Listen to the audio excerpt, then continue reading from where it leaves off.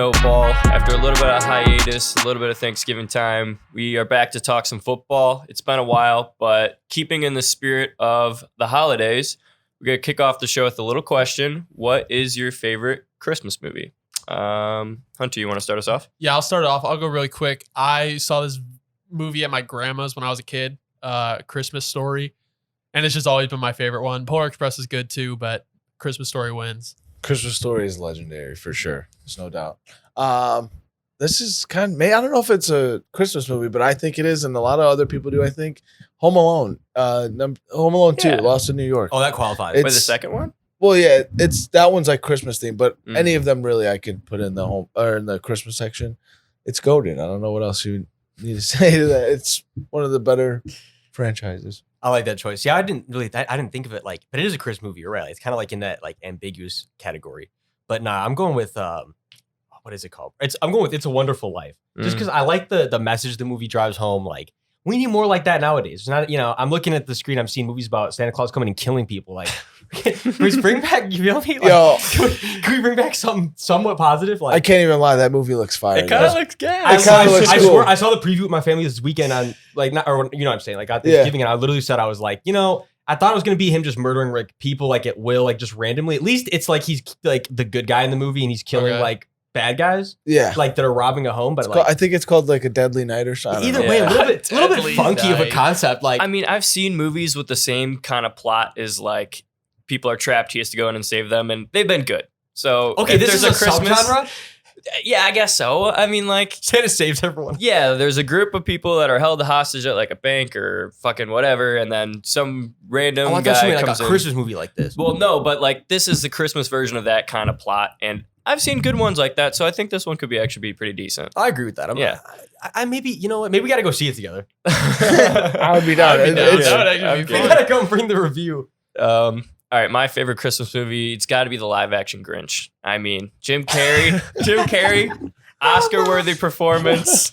Whoville, like, come on. He looks so strained in that costume. He is strange.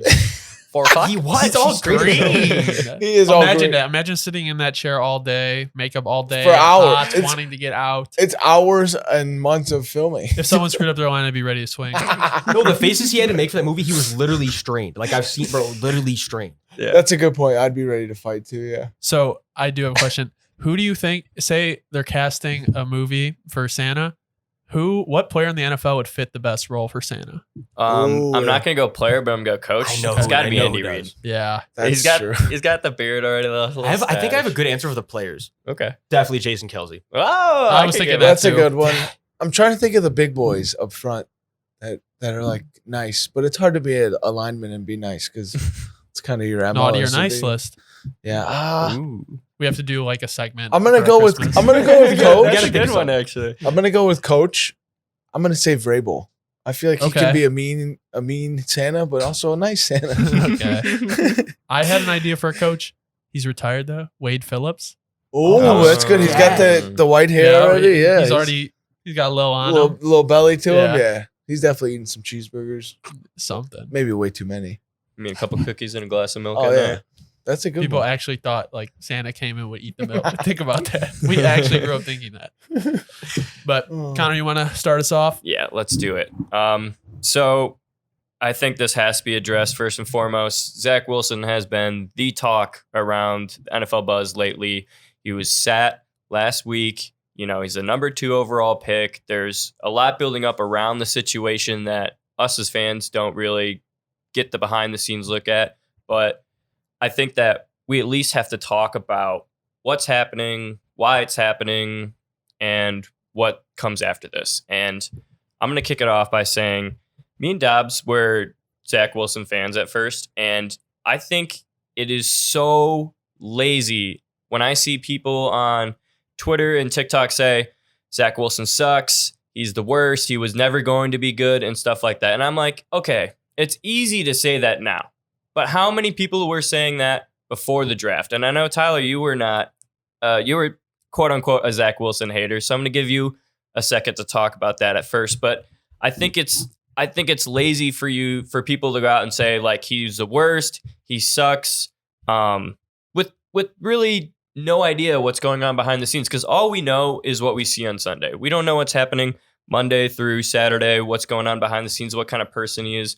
All we know is what we saw at BYU, what we saw at the Combine, what we saw in the interviews at the draft and leading up to now. And I don't think that you and me were essentially wrong in the fact saying that Zach Wilson, we thought he was going to be a good quarterback because in a different situation, different scenario, things could be different. But Tyler, I just want to give you a second to talk about your talk. Yeah, I've never ever been a fan of his actually. Not coming from like him as a person or anything, but I just never thought he was a great player. And I've been saying this on the show. You guys know I'm always going to take the big time guys that go to big time schools over others. And at BYU, he didn't really like show me anything crazy. The schedule they played wasn't great. That's not a knock on him. He's got to play who's in front of him, just like anyone else has to. But like the big one that everyone talked about when he was at BYU was that Coastal Carolina game, because Coastal Carolina was the talk of the town that year. They were hot. They were ready to go. They came in. I think there was like some scheduling stuff too. So it was like they wanted to play them. They got the smoke they wanted, and he kind of just fell out. Didn't have a great game, and I don't know. He never struck anything to me as like, okay, yeah, this guy's got it. And I also talked about his maturity thing. When we recorded last, we put it out. That interview just speaks volumes to his maturity. How are you going to sit up there and look in the camera's face and be like, no, I did nothing wrong? That is just stupid. That is just blasphemous to your teammates. That is maybe one of the worst looks I've ever seen. Look at Josh Allen after they lost to the Jets, I think. He said it's hard to win games when your quarterback plays like shit. Mm-hmm. Dak has had the same thing. There's so many guys. It always falls on you first and foremost as a quarterback. Always will be no matter what. You get the hardest work to do. Yeah, you're the quarterback. You touch the ball every play. That I think had a huge part in the benching because that just rubbed all of his teammates wrong. And there was guys liking tweets here and there and all that stuff. I don't know what they do next because they didn't even dress him on Sunday against the Bears. Mm-hmm. So that's kind of alarming. Why don't you just have him as a backup? There's also like, I know Dylan said this, not here, but he said that would have been a great game for a boost, a confidence booster. They just didn't want to play him, playing one of the worst secondaries in the league. And I don't know. I think it's definitely scary for him because what do they do? I'm not sure if they get rid of him. I don't think they have the balls to. I think that's what I'm going to ask Hunter after this. I was going to say, what do you think happens next with Zach Wilson? So I just kind of want to point this out, and like this, you pointed this out earlier this year, and I think a lot of people aren't talking about it. And it goes to Tyler's point. He was playing at BYU, which is a smaller school. I really think he needed that second year to really get to that level where he is competing. And I almost think it's like he was playing horrendous this year. Don't get me wrong, but it's almost like the Jets got too good too quick. Like, I feel like they were ready to maybe take off next year, and they just so happen they have good coaching, they have good players, they have good talent around them. So everyone else is ready to go, and he still needs that year of development. Here's the thing. That team is never going to want to play with him again. And I don't think it has to do with his character. I think it has to do with the fact of they're not ready. They don't want to develop. They want to win, and they're not getting that done with him. So I honestly think they try to trade him and see what happens, but there's just no room for him in New York. There's really not. And I think the issue really is he needed that extra year, and the Jets are ready to win now, and he's not. Yeah. Dobbs, I want you to talk about the development part because I feel like you're really big on that. Well, I was going to say, so I'm going to kind of like regress here, like start with the end and then we'll go back to the beginning. But you'll see what I mean. So towards the end though, like in a weird way, you guys agree with this. It almost kind of feels like, to Hunter's point, like how Zach Wilson, I don't think is going to be back on the Jets in a weird way. Because you like the Jets, they developed faster than we thought too. The hot Jets really did become hot fast. Here's my thing. In a weird way, it feels like Mike White. It's almost like his last start. There was like this weird little time pause where it was like, yeah, that's not. It's like Zach Wilson was their guy, and it's like we thought he was the guy too, but it just didn't feel like that. Like Mike White not being there, you're kind of like, oh, like the Jets are just like this isn't them at their best. And Mike White comes right back, and we expected a good performance, but that was a dot show. I mean, he's literally making every hot read, everything, and the throws are on the money, and so it's not even close right now that Mike White is their guy, and that's alarming to an extent where they didn't expect much out of Mike White, and like it looks like it's his job.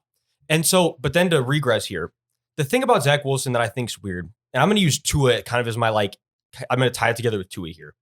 Brian Flores and Tua just didn't work, and Brian Flores had us genuinely convinced Tua sucked. He did, and I like literally like I was very often like half on the train. You've been on the train, so like credit to you on that. Where it's like I didn't stay the course on Tua because, and the thing is, it's like I think different situations, different environments mean a lot.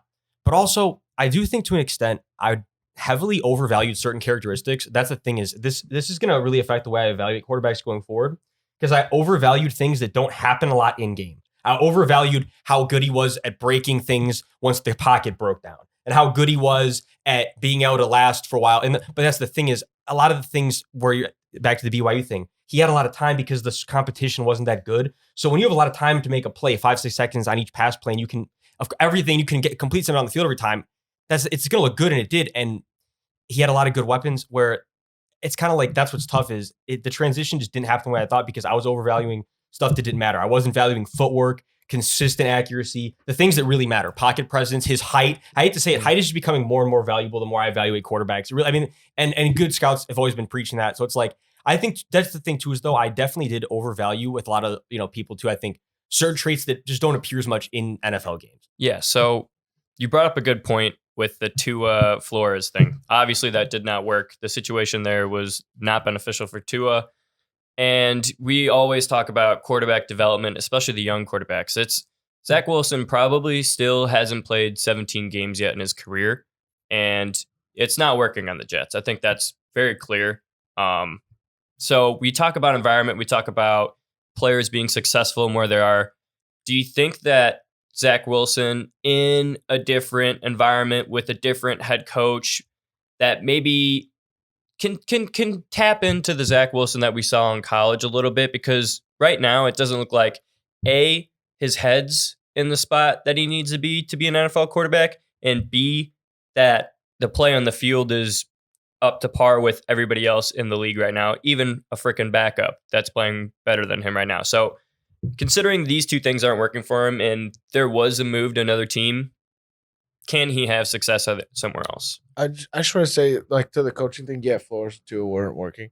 But Salah's that guy, I feel like. I think so too. But obviously, yeah, he's a defense-minded coach, but he's been around the league for so long, and I feel like he wasn't that, like go away. Like, no, I feel like Salah, he gets his guys going. I feel like you can ask anyone that played for him. I'd say they love him. Mm-hmm. You can just see it on television every Sunday. This guy's fired up, running at players, excited. So I don't know, but to now your other question of where do you think he goes, you got to get him with a guru. You got to get him with a Shanahan. You got to get him with like an Andy Reid type. Mm. You got to get him.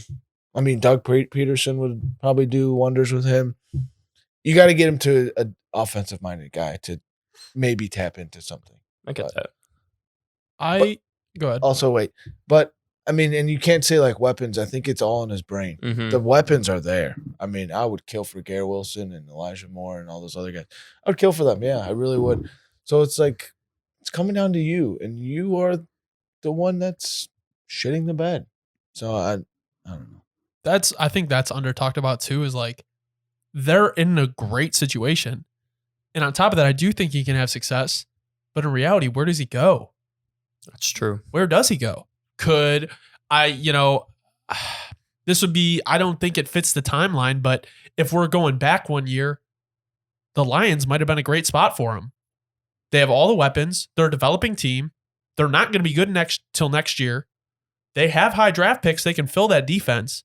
It lines up with the timeline, but I feel like he has to have been in that system. I don't feel like he's going to pick up a new system in 1 year. Like, I feel like they have to take time. And I look at all these teams and it's like, where does he go? Like, realistically, out of all the teams, where does he go? Well, I think that's a very good point, because when you look around the league, there are teams there that have their guy and there are teams that don't have their guy. But even the ones that are QB less, that quarterback head coach connection is so freaking important. Mm-hmm. And I don't know which head coach right now would be able to turn him around Saints? with his mind. I thought about I was that. literally gonna say I would welcome him with open arms at the You'd have to situation get we're the in. coach right, though. Well, that would be. It have to be a nuke. Him and Dennis Allen. There's a 0% chance of that developing into something. I mean, I'm just being completely honest. There's a 0% chance of that developing into like That's what I a was Hall of thinking Fame as well. caliber duo. But it's like no, and so because I just wanted to comment because I think you guys both really made good points.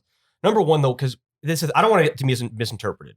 I think Saleh is that guy. I think he's a great coach. It's not about like not to Flores him like he's not getting along with him. It's more like it's just maybe his scheme and his vision for Zach Wilson is kind of. It goes back to what I said a few weeks ago. I think when a QB the vision separates is when your development of the team is different from how their development is, and that's literally exactly how Zach Wilson is right now. He's just not.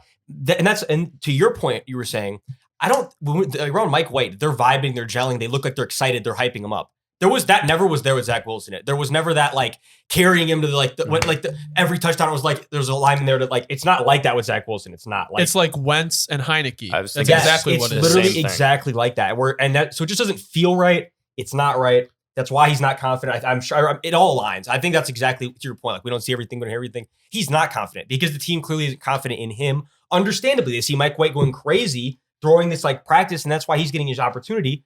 Running with it. Shout out to Mike White more than anything. I mean, that's the moral of the story too is look, man, if you're not doing your job, someone else is going to come do it for you. In this case, Mike White's that guy. But that's the point though, is and like there is probably a job for him somewhere, a job that he fits more. I don't know where it is either right now because it's odd. The Saints was one of the teams I was thinking though, for being honest. That also raised the question like that they started Mike White because Joe Flacco came in and did a pretty good job. Balled out But yeah, he kind of fucking went crazy. Mm-hmm. But that also raises a question like, yeah, Flacco's older, but maybe are they trying to see if they got something with Mike White for, something on the field? Obviously, I think they have something. Obviously, I'm not saying that it is, but like, why wouldn't you go with the veteran in this situation when your team is 6-3 at the point? Mm-hmm. He's won a Super Bowl. Like you saw him do well with the same team beginning of the season. Like, I thought that was weird personally. Like, what's the difference between Flacco and him? Not saying Mike White's the guy, but it's like you have a vet. I didn't understand it, but obviously it worked out. I think the decision making here is super interesting because I think you guys all had some really good points. And to your guys' points, Tyler, you were saying Saleh's a defensive guy, and Hunter was saying, well, they don't really want to develop a quarterback when the roster looks like this. And I'm pretty damn sure that Saleh just wants to win football games. That's why they brought him to New York. And if Zach Wilson's not doing it and they can't wait around for him to develop, that marriage just is not going to work. And honestly, it kind of makes a lot of sense with Miami and Flores. Like that team went on a 7-game win streak. They were in the playoffs the year before. They got Tua now. And like you could tell that Brian Flores wasn't waiting for Tua to catch up. Like Tua needed some time to develop, to at least know that he belonged and had a coach believe in him. I saw a clip about how Mike McDaniel came in to Miami. Tua did not know that if he belonged in the NFL. Mike McDaniel brought up 700 clips of Tua's play and said, this is why you belong. This is what you're good at. And this is what I'm going to make you even better at. And that connection that you have with your head coach and your quarterback is extremely valuable. So if you don't have that at all with the young guy, how do you expect him to succeed? Even if Zach Wilson's not doing it like he should be, like, I don't know. You can't throw the kid into a game like that and with NFL talent and expect him to be good if the relationship isn't working. Like if it's not symbiotic, then it's not going to work. Yeah, I mean, head coach quarterback is basically like marriage, boyfriend girlfriend type stuff. Like you have to be this connected because I bet you Josh Allen and John McDermott talk every single day. Yep. Almost at every hour. Mm-hmm. Hey, what's going on? What's this? What's that? What's that? Like Andy Reid, Patrick Mahomes, I bet you they talk every damn day. Like, you know what I'm saying? It's like you got to have that connection. Like it has to be together and right. If not, then yeah, it's going to, fly off the wheels. And I even think like Eberflus and Fields, I think they have that just because of like Eberflus as a person, just like motivate. Like he's not the offense guru that, a lot of these NFL coaches are, but at least that connection is being like worked on and it's important. I don't know if Saleh has prioritized that or not, but it's just the thing is like if Zach Wilson didn't have that, how can you expect him to succeed? And that's why I got really angry when people are saying he sucks, it's over, number 12 pick, bust. Yeah, that might be true, but it's so easy to say that now when nothing's worked. he's 20, what, 3? Yeah. Mhm. He's got 7 more years, and then he may be the median age of an NFL quarterback. And we saw Geno Smith pop off at 35. I don't want to bring up the Bears too much 32, in I this think. conversation. Yeah, right. Same thing. I don't want to, but I'm going to. I know this might strike a nerve for you because it's like going back to Trubisky Nagy. There was a report earlier this offseason that Nagy didn't even show up to Mitch's offseason meeting. I saw that. Yeah. Like when the season's over, every coach has an offseason meeting with every player. Mhm. Talk about this, talk about that, whatever. Nagy straight up didn't show up to Mitch's. Damn. There's Stop. disconnect. Like, if you want to have those connections, where is it? Like, Wait, what year did this happen? And like This was after 2018, I think. Yeah. So after 8-8 in the playoff berth or something like that. I that's think just toxic. Mm. it was like 8-8 or whatever. But it's like still like I'm sure there's a lot of that out there right now that you don't Mhm. see behind closed doors because I'm sure a head coach thinks different than his QB if they're not playing well. I feel like it's a lot of ego, and like I think my thing is kind of when you brought up the Bears, the personalities of Eberflus and Fields mesh so much better than Saleh and Wilson. Like Yeah. Fields and Eberflus are both like, if it's not a win, it's not a win. We have to get better. Whereas like I feel like that's more Saleh, and like Wilson, I feel like just coming from his situation and where he was at, being successful in college, and I'm not going the Booger McFarland route of like the not accountability. I just think he is more like you have to motivate him differently than Saleh's probably motivation style. 100%. But then that comes into like 90% of what coaches at any level preach. Are you coachable? Yeah, That's basically what football is. he's probably been the heard guy that- his whole life. I've heard Yeah. that. I've heard that fucking saying so many times. Are you coachable? If you're coachable, you'll play. That's just what it comes down to at that. Like, to that point, as fans, like, we don't know that. We don't know if he's coachable or not. No. All we saw was he made a shit ton of plays. He threw the ball really far and accurately. So, yeah, I'm going to think this guy's probably pretty good. And at the time, second overall pick was warranted. But I think we had this conversation, Tyler, when the draft was happening. We were saying that we'd probably take Fields over Lawrence It at a would've certain always, point. yeah. Yeah, like, Always. the Fields talk to me definitely makes that conversation a little bit different. But also, we were watching the game last night. We have to bring this up. Jordan Love looked pretty good. Yeah, Wait. Before we go to that, Teasing. but- wait. Before we go to that, I just want to look at the camera. Zach Wilson, you are a Houston Texan. or a Seattle Seahawk. No. All right, yeah. No. Pete Carroll, Jeez. that would be raw. But before we move on to like the Love stuff, Mm-hmm. I want to say, where have the two quarterbacks that have taken a starter's job this year? Not one of them took it for a little bit. They've both come from Western Kentucky. Bailey Zappi and Mike White. Yeah. Mm. Is that Doesn't the new- really- is I that mean, the- kind of a coincidence, I but thought just about kinda that. I raw. thought about that too yesterday. I was like, where did these go? Yeah, okay. They sling it. Yeah. The Western Kentucky QB factory. So you're saying if you're top QB in the country coming out of high school, you should be at Western Kentucky. They're That pumping would- them out. I think. Okay. I mean, they had like crazy stats in Oh, college, they- right? yeah. Or Bailey Zappi. Well, I know. Zappe broke the record. Yeah. He broke records. He broke didn't he break He broke the Joe Burrow Burrow's, passing yeah. record? The Yeah, touchdowns. Yeah. it's crazy. But yeah, Jordan Love looked good. I'm sick. So yeah, the thing I was thinking about that is that like Rogers was saying that this guy really is a master at the footwork and the timing and all the stuff outside of playing football. And so that makes me think of is like Zach Wilson has to have the worst footwork, the worst dropbacks, the worst like know-how of what's going on. Like it just does not look like there's any of that. And so to your point, he might be uncoachable because my guy, like you should be working on your drop back. Well, that's the only thing you should be doing in practice, to be honest, is dropping back and throwing the ball. Like it's the little things that come with being a pro that make you a pro. And if you can't do that, if you're not willing to do that, if you're not coaches and motivating you to do that, I don't know if you've got it. But Jordan Love, the thing is, he's learning behind Rodgers. He's picking up that you got to be solid in all the little stuff to be good in real life. So if I'm Zach Wilson, maybe I want to go sit behind some old quarterback. No, you're not lying. And because this would be my point that I'll make, because it kind of combines both of them. I think the best way to say it, because they both have that small school thing, and we like Jordan Love, coming out too. I remember this was a long time ago, but I had love for Jordan Love coming out. And I think the interesting way to put it would be like they both had to make the jump where they got really comfortable. It'd be like if you played Madden for years, but you were playing on like what's the I don't even know the second All Pro. I would say All Pro. It'd be like if you got really used to playing All Pro, and you just instantly had to make the jump to like All Madden with the sliders turned up. Like you're gonna be rough like your first like 20, 30. It's just what's gonna happen. But the difference is, like you said, Jordan Love hit the lab. And this is my thing that really frustrates me about Zach Wilson, that he was doing, and this is what he was doing right. Every quarterback that figures it out and makes it work, and this is what Mahomes has gotten really, really, he was already amazing, but what Mahomes really picked up on this year was made him make that even more of a jump. And sometimes even Josh Allen still struggles with, and it's frustrating when you watch it, is when something opens up over the middle, so guys like Tom Brady never miss.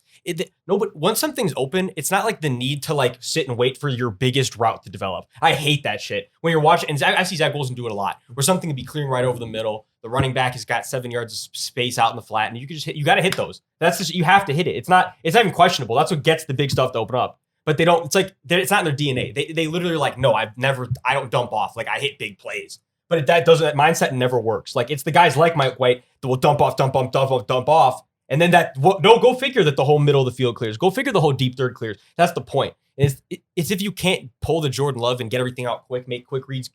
Like that's what he was doing so good.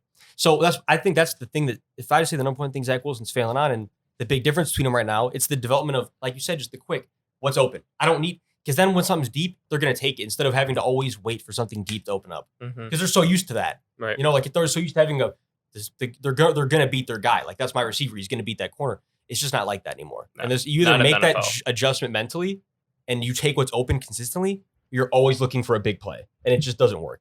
I'll hit on the Love stuff. I like watching quarterbacks. It's awesome. That's what I love to do. It's fun. QB whisper. But him coming out of Utah State, yeah, he showed flashes. Yeah, he looked okay. But like you could see it in his feet. He looked frantic. He looked scared in the pocket. He looked like it was a rush to throw. And that's just what's going to happen when you're young and you don't know anything. But this is just another testament. Like, put your head down and work. That's all. Love knows he was never going to take a snap for the next couple of years that Rodgers is going to be there. But I bet you he was working every day to get better. Every day to get. Last night, his feet looked awesome. His arm, like everything looked like, oh wow, they could have it. They could have something. It looked good. It was a small sample size. But from what I saw, like it looked like he improved and he took the time to be like, yeah, I might have to be the guy here soon. Right. I'm going to go do what I got to do. They took me in the first round, like all this stuff. You don't think that motivates him to be great because everyone bashed on the pick? Yeah, I bashed on the pick. I'm a fucking Bears fan. But like he's getting it done and he could set himself up to be more than okay, especially with LaFleur. And I'm fucking sick about it. Like LaFleur looked genuinely like he was cheesing. Like he was came happy. over and he literally realized like, yo, my job isn't going anywhere. Like, that's literally what he looked like. He looked happy after he threw that touchdown. I was like, fuck. He literally knew. He was like, you're saving my job, bro. He was like, that's exactly what I needed. Listen. I will be so damn to hell if this shit happens again. Dog, my whole life. Be careful, because that shit is going to happen again. Like my whole life, bro. I can't escape. They scout quarterbacks good. So I have a question because this is going to be an issue for Green Bay coming up. Okay, so I think Rodgers hurt his ribs last night. Mm-hmm. Okay, was it his ribs? Yeah, that's what I saw. Same thing that made that's like the same kind of ribs is what made Drew start falling off the rails when he was getting old. I just want to point this out. That's like the big drop off that happened. So he had the rib injury and he still has the thumb injury from week 5. He said he rested it a little bit, but that shit still definitely hurts. It's your throwing hand. Okay. Do you sit Rodgers for the end of the year and see what you get in Love? I think you should, because Love's 5th-year option is 2024. I'm assuming Rodgers is going to come back next year and probably play again because he most likely does not want to go out on a losing record. I feel like you have to sit Rodgers rest of the year and play Love because you're going to pick up his 5th year and give him 1 year to decide if you got something? That's a first-round quarterback. I don't think you can just do that after sitting him behind Rodgers all that time. So I guess my thing is like, when do you make that switch? Do you make it when Rodgers goes? Because like, what if Rodgers? How long was Rodgers' contract? 2 or 3 years? It's like 2 years. I think it's 2 or I think it's 3. It's 2 or 3. It's Okay. 1 or 2. I guess my thing is like, would you guys sit Rodgers and play Love? I think you should. Personally, I would. As much as I hate to say it, yeah, I would probably be the smart thing to do. You're not making the playoffs. You got nothing. Just let him see what he's got. Yeah, he can practice all he wants, but nothing ever in the world will compare to gameplay ever. It doesn't matter. You can try and replicate it as much as you can. It'll never happen because the speed's so much different. You're playing different opponents. Like you see so many different coverages. You see so many different things. Throw him into the fire and see what he's got. Because like Hunter's saying, what happens in a year or two and Rodgers is done, and then you got to roll him out and just straight from the jump. I feel like that's harder to do. Like from the start of the season, you got more expectations. Like, but if you get these couple games under your belt, you're like, I've done it. I've done this before. I can go in and do it again. I actually think that's a reason why they should play Rodgers. Gameplay is super important. You need that.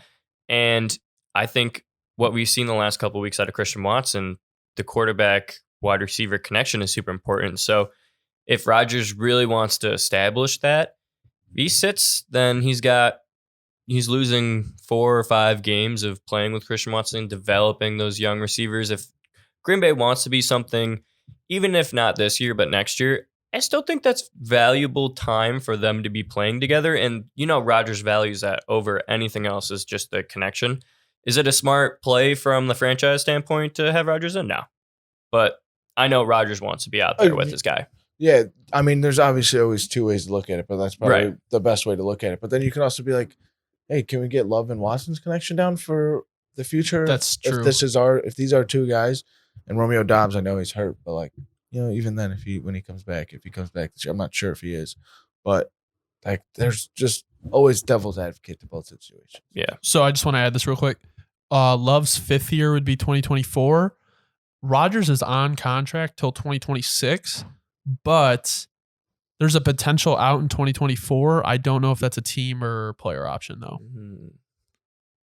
I don't know. I would assume I that's think a it's a- player I think it's a- option I would say I think it is. I would imagine it would be a I player think it's option. player. because Rodgers is a douche.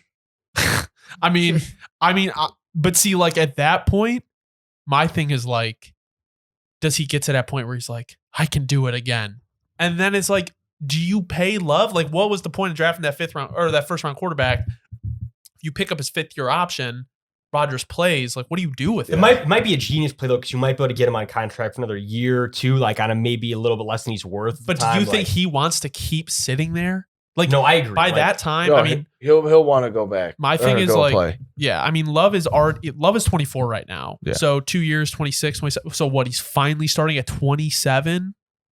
Right. It's old It's really old. to get your first start. Yeah. I mean, Gino did it, but Gino's been a journeyman his whole career. He's so. seen it all. It's such an interesting situation because they drafted Love with the 1st round pick. And I feel like at some point, they have to play him or Yeah. else you just wasted a 1st round pick on absolutely nothing. And that option's very interesting if it's the 5th year for Love and it could be Rodgers last year there. I really think Rodgers wants to go play for San Fran. Like, Mhm. if he knows that Love is going to be the guy, if he knows that the front office is leaning towards moving on, getting younger and whatnot, Rodgers wants to go play for San Francisco, man. He grew up in California, went to Cal. He was pissed that they didn't draft him with the 1st overall pick. Like, and shit, quarterback controversy over there. If they get to the playoffs, make some noise, fall short again, and they keep falling short. Rodgers sees that. He's a free agent. I wouldn't stick with Lance. Go get Rodgers. That's probably a fucking Super Bowl. They have another Yeah. situation, Jordan Love over there. I mean, Yeah, like, no, pretty I damn mean, not near. all jokes aside, like, yeah, I mean, this is a weird situation we got going on in the league. Like, Yeah. Dude, Rodgers, McCaffrey, George Kittle, Brandon Ayuk, Debo That Samuel, would Trent suck. Williams. Can they afford all them though? I think there's a way that they I bet could. you They could They- probably they figure it would- out.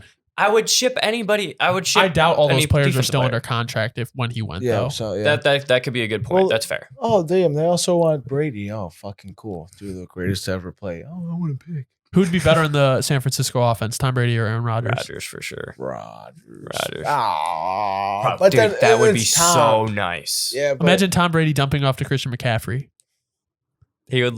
Oh, he would like that. He would Yeah. love to dump. well, it off. also Tom and Kittle would probably spark some memories Oof. too. That would be crazy. honestly, I think I'm Did they switching my bring back answer. I'm switching my answer. I'm taking Tom in that offense with all the checks you have and stuff. I think definitely taking Tom. I said Chom. I'm like switch. I'm like, we're going Tom.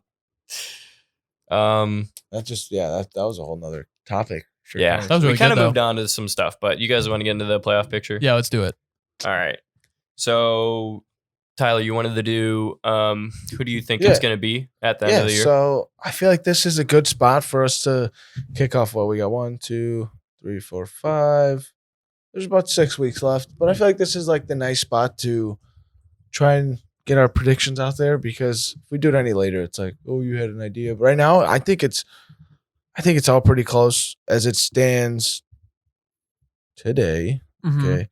I mean, the 1 through 4 in AFC go Chiefs, Dolphins, Titans, Ravens. The wild card is Bills, Bengals, and Jets, with some teams hovering like the Patriots and Chargers. And then the NFC, it's the Eagles, Vikings, Niners, Bucks in that order for seeding. And then it goes Cowboys, Giants, Commanders in that order, with the Seahawks and maybe the Falcons fighting. So I just want to know, who do you guys think will get into the playoffs? I know I was trying to find a way to get their schedules up and stuff like that, but Yeah. I couldn't find a way to get like all their teams in a row. But I would say Kansas City's a lock in the AFC. Just this is me going off personal. Kansas City's a lock. Miami's a lock. Tennessee's a lock. Baltimore, I could easily see falling into that wild card. I could see Cincinnati taking the division. Buffalo, yes, is a lock. The Jets, I don't know. I feel like it's either going to be the Jets or New England. To me, the Chargers are so iffy. Like, if the Cardinals did not shoot themselves in the foot, they're 5-6. Yeah. And they really wouldn't have dropped because the Colts are 4-6-1, and they're the next team. But it's like, you can't have those type of games and compete in the playoffs. And this isn't Justin Herbert slander. It's not. He can't do anything with that garbage defense that they said they fixed in the offseason. And Staley, they need to get a new guy in there. That team is just so like, they remind me of like a junior San Francisco with much worse coaching. Right. But my thing is, my issue with San Francisco has been, yes, they made it to a Super Bowl. They've been to an NFC Championship game. But at some point, you have to close the deal. At some point, you have to. And it could be something like a Shanahan where he doesn't get it done in San Francisco and then goes off to another team like an Andy Reid and finally gets it done. Mm-hmm. But my thing is like, when you have all that talent and you're spending all that money, why are you not there almost every single year? You need And it's to see like the every results. other year they're there. And it's like, what is the turnover after a good year? NFC, I'll go through really quick. Sorry, that was just kind of a tangent. Philly lock, Minnesota lock, San Francisco, I would say a lock. I would like Seattle to win the division, to be honest. Like I said, I don't really like San Francisco. Tampa Bay, I don't know. That last game was kind of like the Jacoby Brissett, Tom Brady. Jacoby Brissett, PFF's number one Highest rated graded passer. quarterback. most of the weeks, yeah. Yeah, most of the weeks. But I don't know. I feel like Tampa will make it. I feel like they'll be a first round out. Dallas damn near should make it. I would love to see the whole NFC East make it. That would be sick. Yeah. Yeah, I don't know. I feel like the teams that are kind of in the top 7 or 8 are really the guys that are going to be in there. I feel like for a lot of the year, or a lot of the year, it's been like everyone's been in that pack. I feel like the people that are really going to make the playoffs have separated already. I just have it right now. I got a little shake up here.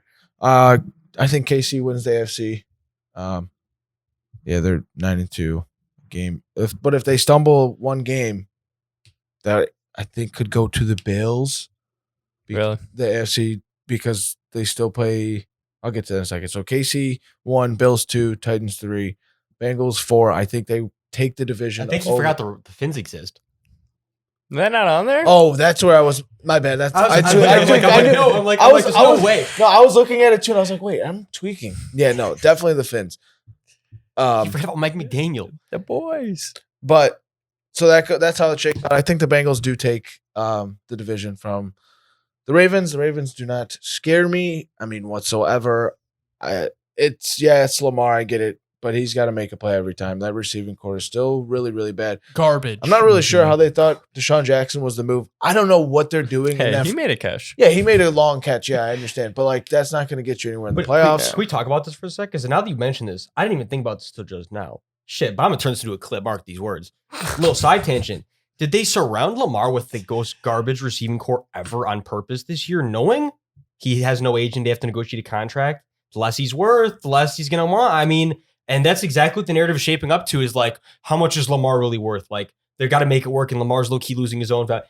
Can we have some I don't know. Ravens Like, Discord right now? Yeah, like, Let's finish the playoffs and then Okay. we'll get into that. Yeah. we'll definitely leave that as a tangent. But Because I mean, I have something I want to go off of. Me Go ahead, too. Tyler. Yeah, and then so the Ravens get a wild card spot. The Finns obviously get a wild card spot. And then I go with the Chargers. I just think the Jets are going to fall off sooner or later. Yeah. It's just, I think it's bound to happen. Yeah, Mike Way looked good, but that shit doesn't happen forever. Ask Cooper Rush. And then How many times did lightning strike? Yeah, and the Lightning struck a lot over there in Dallas. And then I'm going to just take the Chargers in my last spot. I think Bills versus Chargers championship or first round would probably I was be, gonna say, whoa. that'd be I insane. was like, stop. But yeah, I don't know. There's teams that are like the Bengals. Here they come again. Here they fucking come again. That's how they started last year, though. Same shit. Yeah. Their defense. I heard this on the PMT pod. Their defense in the second half has let up, I think, like 4 points or something like that. Crazy. Like it's like 4 per game in the second half. I don't know, some crazy shit. They seem to turn it up after 10 weeks, whatever. So I think they're surging. I think there's a lot of teams. This is really cool. this cool AFC playoff. I mean, The AFC playoff is cool. because it's the Bills, Bengals, and Jets hold the wild card spot, and then it's Patriots and Chargers, and the Colts are going to be maybe 5-6-1 after tonight. But like, Oh, I forgot there's a game tonight. I don't even really. Mm, I don't think. shit game. I don't think they're a threat. Shit game. Literally the I'm not most watching disappointing tonight, dead ass. primetime game. I need Najee to score a I lot. have to watch because I have to. Yeah, literally. You I don't guys- have anything in it You guys going. understand the NFL had a chance to flex this one out, and they said, "No, we're cool." Oh no, I'm not surprised because back to the whole Jeff markets Saturday thing. versus No, Mike but, Tomlin? But say back to the whole markets thing. They're two big markets. That's exactly why they Yeah. didn't flex it. They were Indy? like, people are still going to tune in. For Indy? the market. I don't know if Indy's that big. No, not I that feel like big of a market. They're a popular team though. Like I feel No. like no, I- Peyton the Manning era Steelers- solidified them as you. I know Connor's on my side. That solidified them as The like Steelers for a sure. popular team. Hey, Like, they were. Jim Irsay is what he said. He's been in the playoffs 12 out of the last 20 years or something like that. They're a winning franchise. He's a winner. He's a They winner. are. They're a winning So- franchise. The dome is open I understand. Where at you're coming Lucas from. Oil. No, I agree with you guys completely though. Like honestly, the AFC playoff picture, I don't really see much changing, except the Steelers will probably make a playoff push. That has. No, all jokes. I think Tyler, I'm going to disagree with you on the Chargers though. I don't think the Chargers will move in. I do think the Patriots will replace the Jets though. I can definitely see that happening. Interesting. Yeah. The Chargers have remaining Raiders, Dolphins. That's going to be a fun social media one. Oh, that'll be a great game. I can see them losing to the Raiders. I hate to say this, but that's a Staley loss. Like to your point, Staley's not the guy. Like Josh Jacobs, 400 yards and 4 touchdowns against the Chargers. Literally, like Oh my that's God. a Staley loss. Like it could be, but it's Raiders, Dolphins, Dolphins, Titans is a tough stretch. That's tough. And then it goes Colts, Rams, Broncos. I think you could finish off with 3 wins. You can finish. they with 3. should, but Staley. Not if Russ has anything Well, to Not say if about Russ it. has anything. He's to say nearing about the it. bathroom mark. He's getting Oh up there. my. He threw Close. one this week. He's close. It's kind of sad. It's not even over the bathroom mark. I love that. Carson graphic. Wentz still has more passing touchdowns than him. And he hasn't played since week 6. Dude, that's literally Oh, inexcusable. That's hilarious. Okay. That's the best. That's so fucking bad. Go ahead, Connor or Dobbs. Did you still have some? Well, I did For my NFC? I did my AFC real quick. Did I you do tweaked that. NFC? I'll Yeah. You can do it. AFC. Do you want to do your NFC real quick? Do your NFC real quick. And then we'll finish off with Ravens Discord. I think the Vikings are frauds. I'm fucking done with They're them. fucking frauds. They are frauds. They should have lost on Thursday Night Football to the fucking Patriots. Whatever. That was bad. Another time that the refs absolutely suck ass at their job. Ooh, surprise. So Eagles, Vikings, and then the Niners. I think they're stuck in that 3 spot. The Bucks, yeah. They better hope they make it. They better hope. Because if Tom came back for this shit, oh, he's gonna be What a pissed. And he fucking- lost his wife too. Lucky they don't- piece Damn. of shit. If they don't make the playoffs, oh my lord, Dumped it down bad. that would be bad. divorced and down atrocious. bad. Down bad in the Bay. I really want the Cowboys to get it'd have to be the 1 seed over the Eagles. That's tough. They They're play- 2 games They play one behind. more. They play one more time 2 games in behind Dallas. now. Yes. The Eagles have a very easy schedule.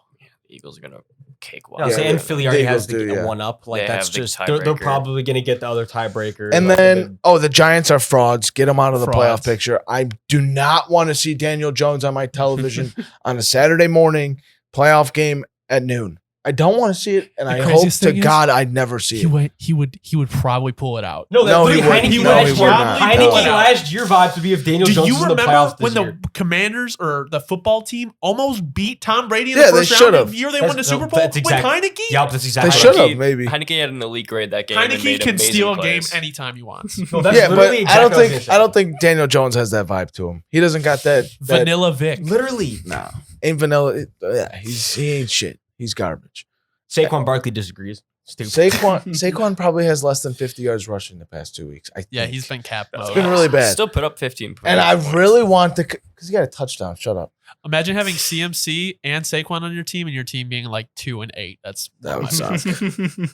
That's And tough. I want the Commanders in the playoffs. I know you hate I want them there. Maryland and all that stuff. Yeah. And all their. B-Rob. I want them to be in the playoffs because I think they can get frisky. I think they can dance with The someone. frisky. They'll dance with Wrong someone. word for that franchise. Oh, Yeah. It's actually Wait. hilarious. we could if they get the last seed in the wild card. I think they would play the 2 seed, the Vikings, and I think they could beat the Vikings. They played already this year, Yeah, I could see that. and it was close. It was close. Oh, Washington could beat the Vikings in the playoffs. Oh my God, It's please! possible. I need Vikings fans would throw up everywhere. everywhere, and I want the Commanders in the offs. That's what I want. I'm really buying into that team. I love Heineke and I love McLaurin. Those guys played for Rivera. I want those guys in the playoffs. Mm. And then the 13. I hope the Seahawks make it. That would be actually. cool. 12th man. So Kenneth Walker. Seahawks over Giants. Yeah. Did y'all see the 12th man run onto the field? Yes. Bro, Yeah. they That got a was pick, hilarious. And the 12th man on the sideline ran on and started blocking. I think it was Darrell Taylor if my number It was. That is I- hilarious. So I think it was. I saw a theory. I think he was celebrating. I think He he was. thought it was they were He thought it celebrating, and was then down. he realized that the play was alive, and then he just like. But I think he thought he was down, so like he was gonna go run but celebrate. he had to make it look, yeah. and then he ran out on Yeah, that. what's bitch, the bro. call for that? Like, how do you call that mid? Too many men on the field. It's got to be a delay of game or something like So that. unsportsmanlike Or conduct. unsportsmanlike, Like, yeah. like I don't know. To pin them with like a 15-yard penalty. Instead They of a have to. 5. They would have to. Yeah. Talking about the refs missing another one. No, What's new? that's hard to miss. Or that's hard to even That, catch. yeah, like in the middle of an interception, In it's a already play, like a it's already- clusterfuck, yeah. and you then would a think you player saw runs it wrong. onto the You'd be field. like, nah, he was definitely just I'd be like, in there somewhere. Yo, did he come on? that would be hilarious. Because like, imagine you go up to the ref buddies and they're like, I think another player ran on the field. Like, how do you call that? That would be so They'd be confused. like foul 57 running on the field during an active play. Like, Unsportsmanlike. Has that ever happened? probably, but I've never seen a call. Yeah, I don't I've know. never seen that. But go ahead, Dobbs. NFC, or did you do NFC? I agree with you guys where it's like, my opinion's completely changed with the Commanders, but I have this really odd feeling they're gonna, I don't know, shit the bed these last few weeks and like Probably. when it counts. And You're I could- wrong. You I are could see wrong. I could see the Seahawks sneaking in the last spot. Ooh, Giants bye week, then Giants. Those are big. We're gonna find out if the games. Giants are here really frauds. Big ass games. Those are huge games. Niners, Browns, Cowboys to end it out for the Commanders. I'm on the Commanders, right? Yeah, that's wrong. I'm on the Commanders train, and we're gonna go all the way. Also, I must say what you guys did to Sean Taylor in that memorial, or a fake memorial, whatever you want to call it, that is so disgusting. I don't even want to get up like really mad over it because I love Sean Taylor, but something has to be done to that franchise up front because oh my lord, that is so bad. Jeff Bezos wouldn't do that. Oh my god. You would That- actually make the that Commanders is- fun. That is so disrespectful, like on so many levels. No, I swear, of- bro. I swear, I literally showed my girlfriend with no context. Like, not even. I explained it afterwards, but I was literally just like, just with no context. Like, how dirty do you think this is? That they said they were gonna make a statue of the player, and this is what they gave. Well, and actually, then I I explained the don't, whole backstory of him, and it makes it 10 times worse. I don't think there was so in the official release about it, there wasn't a statue. And like, don't get me wrong, I'm not trying to defend the Commanders, but I guess this was like, I agree, they should have done way more. That's a cornerstone player of your franchise history. But I guess they worked with the family the whole time and the family was good with it okay. and like all that stuff. And that's All what right. I saw. Like, I guess it was okay on like the internal side. I think it was more of like the population. Like the social media stuff. I agree. They should have done way more. Something. They spent bro. how much on that? Right. $5,000? I don't know. At most. At most. The tube costs $4,000 if that thing costs. Yeah, literally, that's what I was thinking. The tube was probably the most expensive part about it. And like on a serious note, it's the human element of his life. Like he died being a hero, and that's the thing. Yeah. It's like not even the football side of it. It's like if you can't put $20,000 to his name, dude, go fuck yourself. Really, that franchise is like, I never use this term. That's real poverty franchise. Go fuck yourself, Washington. Go fuck yourself, DC. I see what Connor was on about. Yeah. DC. Right. DC's not on shit with Dan Snyder. All right, come on. Wait, they would agree with Dan Snyder behind them? Not shit. Yeah. That's all I gotta do with Dan Snyder. Dan Snyder, go fuck yourself. I will literally gladly say it on camera. I can. I don't have fucking producers tell me I can't. Dan Snyder, go fuck yourself. We got fuck DC. Fuck DC. No, I agree. Fuck Dan DC. Snyder sucks, yes, but come on, that team's fighting. But that's my point. They would agree if you could have him anonymously said, is my ownership group a piece of garbage? Oh yeah. 90% of them would fill out yes. Connor, you want to go through your playoff predictions? Yeah, let's do it. Now I get it, Connor. I've been on this train. He was a step ahead. Yeah, always a step ahead. Okay, Kansas City's got a lock for the playoffs for the number 1 seed. Andy Reid with a bye is pretty much undefeated. So Kansas City probably going to the Super Bowl. Miami, I think, stays in this 2 spot. They have the tiebreaker against Buffalo. They're going to play Buffalo another time. I just think they've got it more put together right now. Tennessee. They got to go to Buffalo too in December. Yeah, if it doesn't fucking snow 6 feet.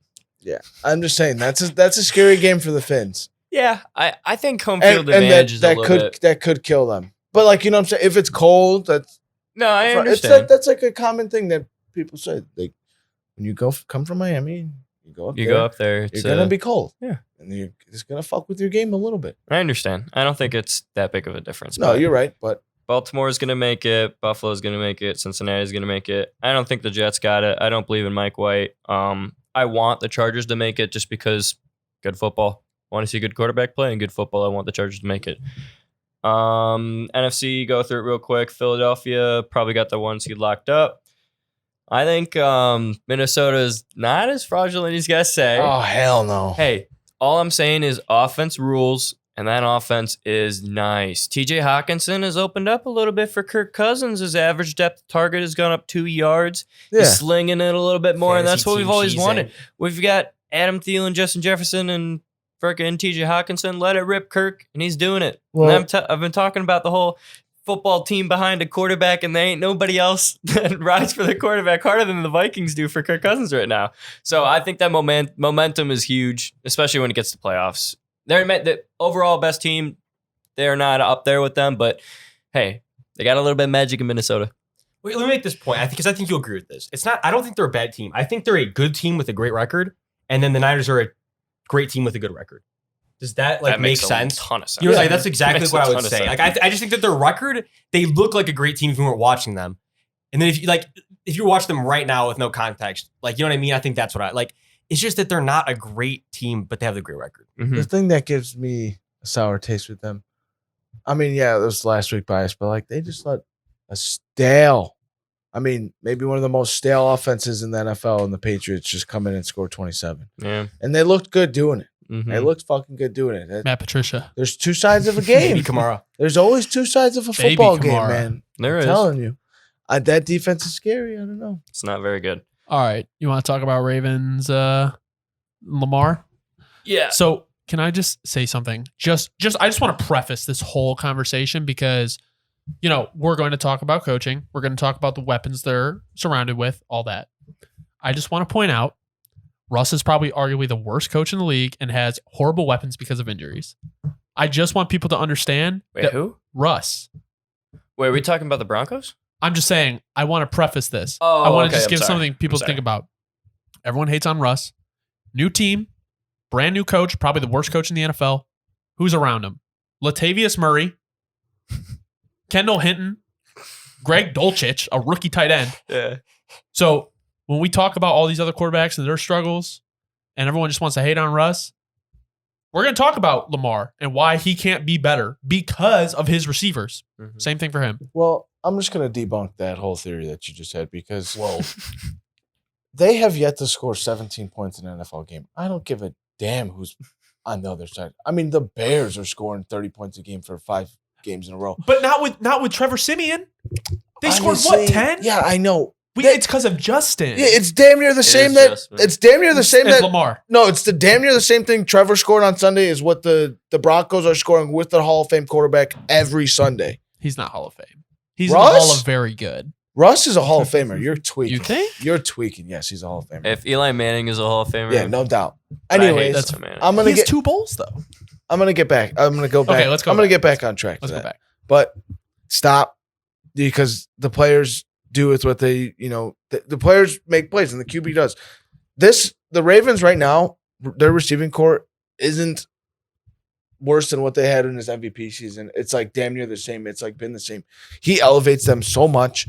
And I don't really have much to say on this topic, but the Ravens would be damn near the dumbest team in the world if they just let him walk. If they just let him walk for nothing, you are horrible. I know I have some issues with Lamar and not being like the best passer and all that, but he's the reason that you're winning games. I know you came in and Tyler Huntley played well and won some games there. I don't care. Nothing. It's hard to replace what Lamar does with his legs and all that other stuff. Explosive plays, getting out of the pocket. That would be really, really brain dead of them to do. And I would advise against it. I agree. Because without him, what are they? That's the kind of question you have to ask when it's like quarterback talk. If you take one of these guys away from a team, how do they look with Perennial 7 and 9. like, you know what I'm saying? Like, Yeah. yeah, Harbaugh's gonna win some games because he's a good coach, but like, Yeah. you're not winning 10 games and you're not going to the playoffs without him. Imagine if they traded for Tyreek. Oh my lord. That would be That unreal. offense would be unstoppable. That would would have been suck for terrifying. every other defensive coordinator. That would suck. I would have thrown up if I had to take the field. Yeah, that sucks. You have to run around so much. You got- That would Okay. suck. I have a couple thoughts, but I just thought of something that I said a while ago while I was watching football. This is a very, very cool little interesting theory I have, but I want to start at the beginning. Okay. So when I'm thinking about this Lamar situation that he has with the Ravens right now, I have kind of always thought of it as Lamar has had this confidence that he's going to get paid, that the franchise trusts him, and that it doesn't matter what happens this year, really. He's going to get his bag. I think the franchise is working their way around the entire roster because they believe he can get them a Super Bowl. But they have to see about the other players. If they pay their quarterback early, or maybe not early, but in their eyes, early before the roster is complete, before they have a real identity of what team they're going to have, then it might be a mistake to pay him before they know. The thing is about the Ravens is they were one of the expansion teams. They came into the league in 1999 or something like that, and they have been great. Yeah. A great franchise. Very well run. Very well run. Always winning games. They've been so historically great. They have a Super Bowl and two Super Bowls. And I trust the Ravens. I really do. I think their front office has been in contact with Lamar. I think that's why he doesn't need an agent, because having another third party of that, the agent wants to get paid too. Yeah, the agent wants a bag. 10% or something. Yeah, they like get that? their own cut. So, Or no, it's really low. It's like 3%, I think. it's Well, still That's probably still a lot of when money. you're doing- I was still a saying, when lot you're of doing money, like 40 bags in off season, Oh, it's yeah. just like It's a lot of money. My right. bad. It gets But ridiculous.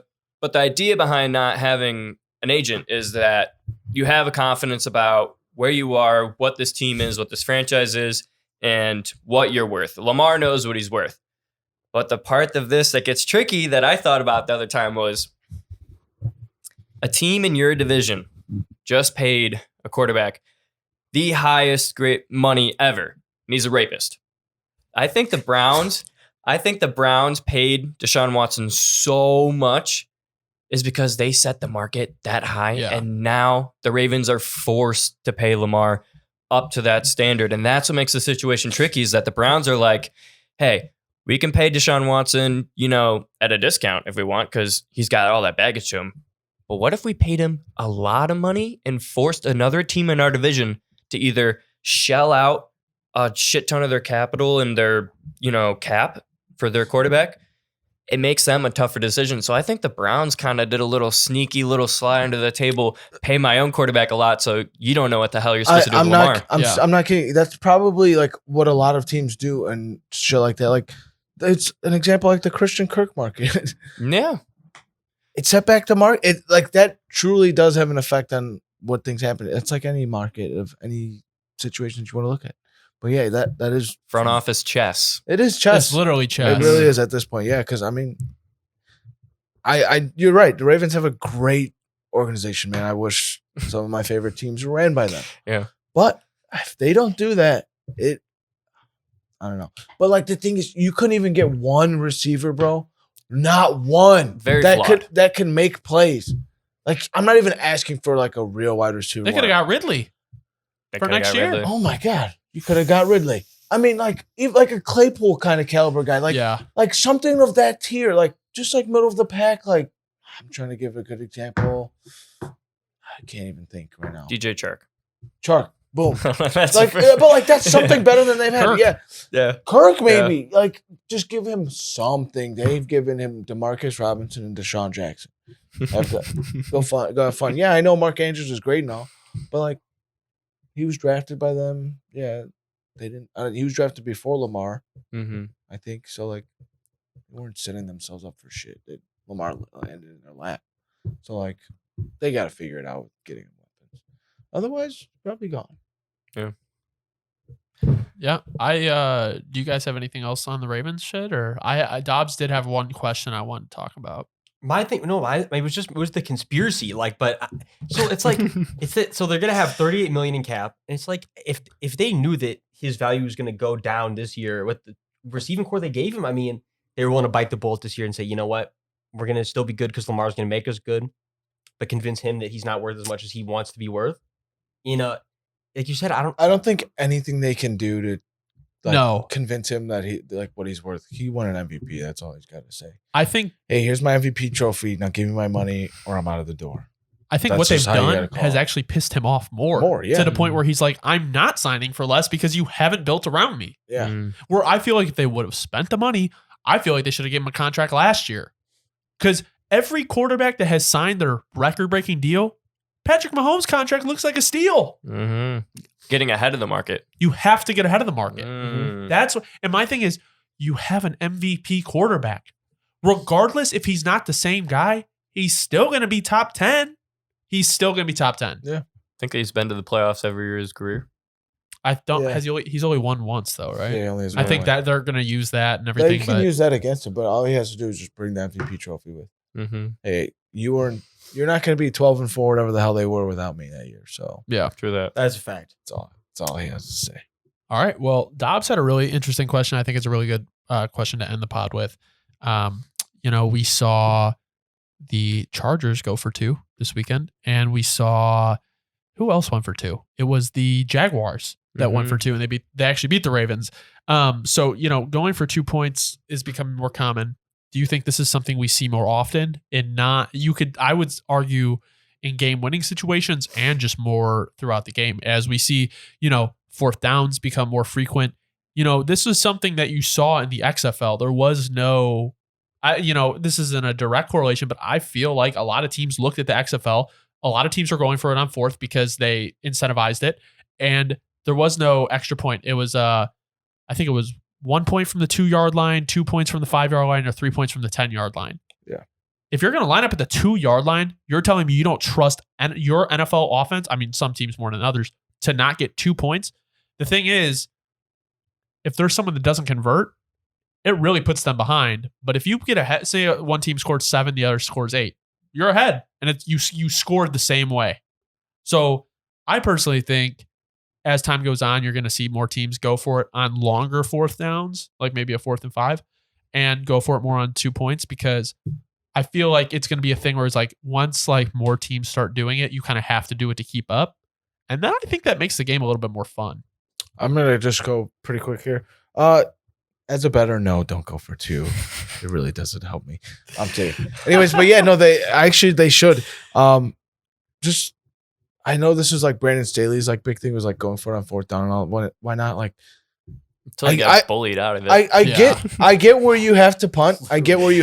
There's certain situations you do, but why not keep your guy the guy you trust the most on the field at any moment to get you a couple of yards and get a 2-point conversion? Like, it just comes down to that. And I'm going to reference Ohio State. 3rd and 3 on Saturday, and there's another 4th and 3 and like a 4th and 6. Ryan Day, you're a bitch for not letting your QB go try and win that game. You're a bitch. Let your guys. You have the guys. You have a Herbert. You have a Allen. You have a Mahomes. Trust them. If they don't get it, yeah. So what? I'm gonna go to sleep at night. I gave Justin Herbert my best chance to go win a football game. I gave Josh Allen my best chance to go win a football game. I gave you have to roll the dice more often. You got to put the ball in those guys' hands to make big plays. And I'm going to say 9 times out of 10, they're probably going to do it. No, because this is what it comes down to for me. I would much rather lose a game saying, you know what, defense schemed us up. We gave everything, like you're saying, we gave everything we had. And you know what, the offense lost the game. You much rather lose the game saying our offense lost the game versus saying I watched the defense give away the game. 10 out of 10 times, I'd rather watch my offense lose on the drive to have to say, yeah, the defense played good coverage. You know, like just they deserve to win versus watching your team just would have a 3-point lead and then get kneeled on after they run one drive and they make you use your 3 timeouts. 10 out of 10 times, please go for it on 2. And if we lose with our offense, I would much rather. That's what it comes down to. Well, when you're going with your offense, you have control.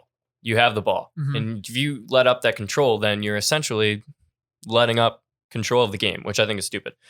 But this is an awesome question because I've been wanting to talk about the statistical analysis behind going for it on 4th down and going for 2. And when I bring up, hey, statistically, this is a better option if you go for it on 4th, if you go for 2, people always seem to think, oh, well, like these statistics are just made out of nowhere. It's just a simulation. But like the whole idea behind going for it on 4th down and going for 2 is that throughout every game that's been played in the NFL, if this team does a outcome, they go for it. Every single team that has ever done that in the NFL has done that and converted. Their chances are so much higher than if you punt the ball away or give it up. And when you're playing teams that, this is it, everything's on the line, you got to take the chances. You got it. And if you don't, you're essentially throwing the game away, especially when, like, say you're playing the Kansas City Chiefs, you're on the 10-yard line. It might be 4th and 8, and you're like, shit, should we kick the field goal and get 3 points? Or we go for it, we get it, or even if we don't, they're on their 10-yard line. The chances of them taking the ball from the 10-yard line, 90 yards, that's such a hard mountain to climb. So not only are you giving yourself the chance to go get a lot more points that matter a ton, you're also putting the offense of the opposing team at a disadvantage, even if you don't get it. So it's not win-win, but it's win and have a chance almost. You're right. No, that was, yeah.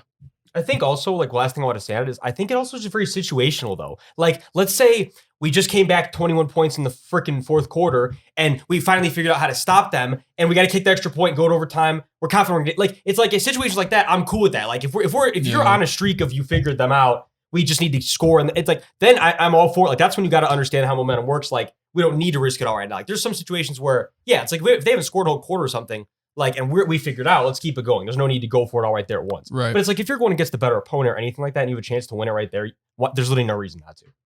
I agree. I think just to like cap this off, I think it's going to be very interesting as teams start to go for it for 2 more and on 4th from longer distances. I would love to see like the analytics of winning games from a coach who's very aggressive on that compared to a coach who's very conservative and will always take the points, like the 3 instead of going for it and trying to get 7. But just kind of, unless you guys have anything you guys want to talk about, that's pretty much all I had. I got a real clip. I want to get a clip out. Okay, you can do that. Don't answer. It's going to be just for the clips because I think it could be. Why are Zach Wilson's career highlights banging a MILF and a pro day throw? If someone could tell me that, I would love to know why. Fucking moms throwing bombs. Fair. Just trademark. Can we do like quick little Odell sweepstakes? Yeah. I'm just gonna go quick. You can start us off. Okay. Actually, can you ask it so I can clip it? Yes. Okay. The Odell sweepstakes have heated up lately. Oh wait, let me restart. Okay, let me give it a second. The Odell sweepstakes have heated up as of late. What team do you want to see him play for? Go to the Cowboys, and that's an offense that gets scary. That's all I'm gonna say.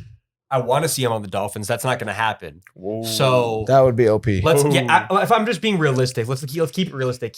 I don't see any way he doesn't end up on the Cowboys. He's going to go to both those meetings, and if he has, like, if he's thinking all the way there, I don't think that, unless he's thinking with his heart, he's going to go to Dallas. I think he's thinking with his heart. He has a ring already. He's probably going down as one of the greats. He goes back to the Giants, and he's the number one option. He's the guy. Pad the stats. Tell everybody you're back. Put the Giants that are in playoff contention in a bad NFC. I think you would snap with Daniel Jones. No. Come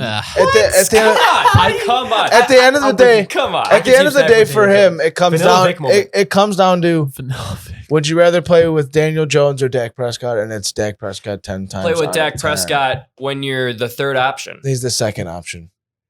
I don't know. Walking into a locker room, it's hard to just demand targets that way. I would say I don't know. Gallup's coming on, but come on now. Let's look ourselves in the mirror. It's With Daboll's a good coach. He can scheme Odell. No, yeah, I'm sure he could. I'm not saying, but We don't know how so I'm Odell's going to saying. look when he comes back, too. Like, that's just a realistic thing. I think he could be Sometimes- productive on the Giants, and he's already been there. The team wants him back. They want him back. So he's going to the Cowboys this year. He's going to go to the Giants next year. Oops, my bad. But I would love to throw him on the Eagles. They would be ridiculous. That'd be cool That too. would be just That's a fucked good. up That's a good betrayal. trio.